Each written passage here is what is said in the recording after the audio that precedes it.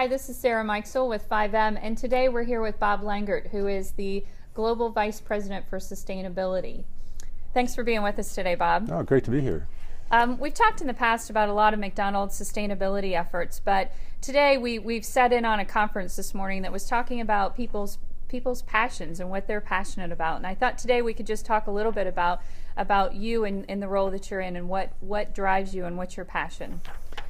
Well, it began, I'm a product of the 1960s. I hate to admit my age, but I grew up in the 60s, and 60s was a time that really shaped me. As a time of change, people were very active. I was young enough to know what's going on, but not old enough to participate. And JFK's assassination meant a lot to me as a 7-year-old.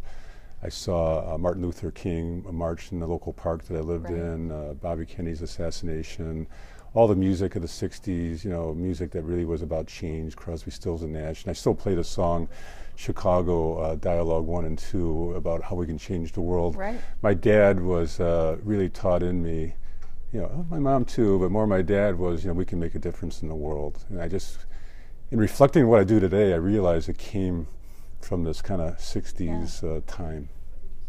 And that passion for changing the world, how do you relate that to your role right now at McDonald's?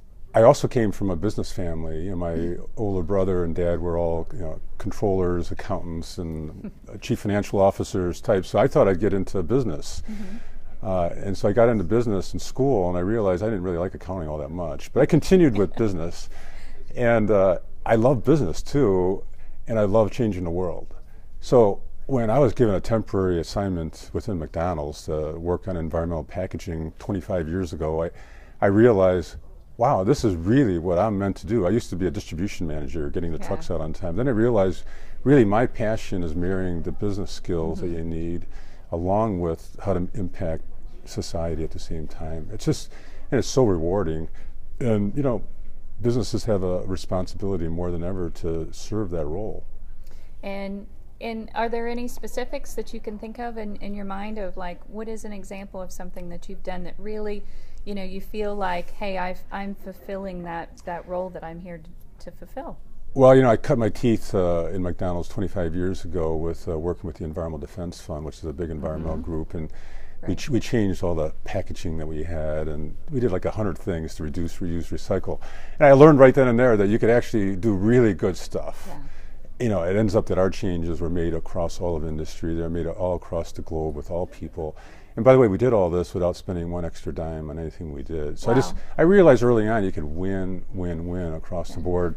We relate to food and more directly to food. I think our work on animal welfare with Dr. Temple Grandin and just being inspired by her vision that one person can make a difference. She had a way of having a system that could be implemented at the supplier level for meat suppliers.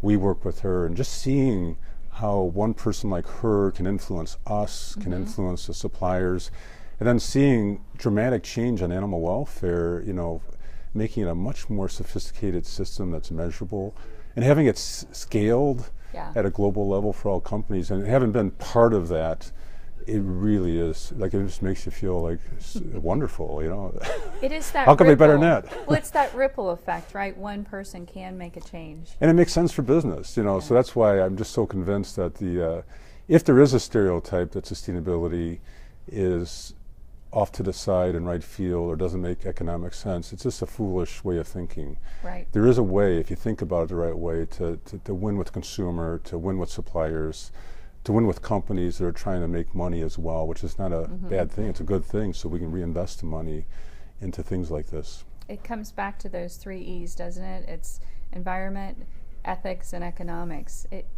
Those things that you're passionate about, if you can make them make sense, it can have that ripple effect out. Exactly, and I think the economic part of it gets short shrift quite often, especially through a lot of the advocates. But that's why I like blending, back to your original question, business and sustainability together. It's a great challenge, and companies need to have a focus on things that are not exactly within the four walls of your business. Businesses are set up to play a role in society. So we have to connect. We have to be responsive to what people are saying, what they expect. We can't ignore it. It shouldn't be looked at as something bad or in the way. We should be looking at it, less from risk, and hey, we've dealt all with risk, and be afraid of this. We really should take a whole new way of looking at it and say, well, this is an opportunity. Yeah. People care. How are we going to connect with our business, with what they care about, that helps society, helps the consumer, and can help our business grow at the same time? That's very possible. And it's taking it's a responsibility. In some ways, it seems, to do what's right, as you've said all Yeah, along. absolutely. So, very good. Well, thank you so much for your time today. And have fun doing it. Absolutely. This is Sarah Mikesell for 5M.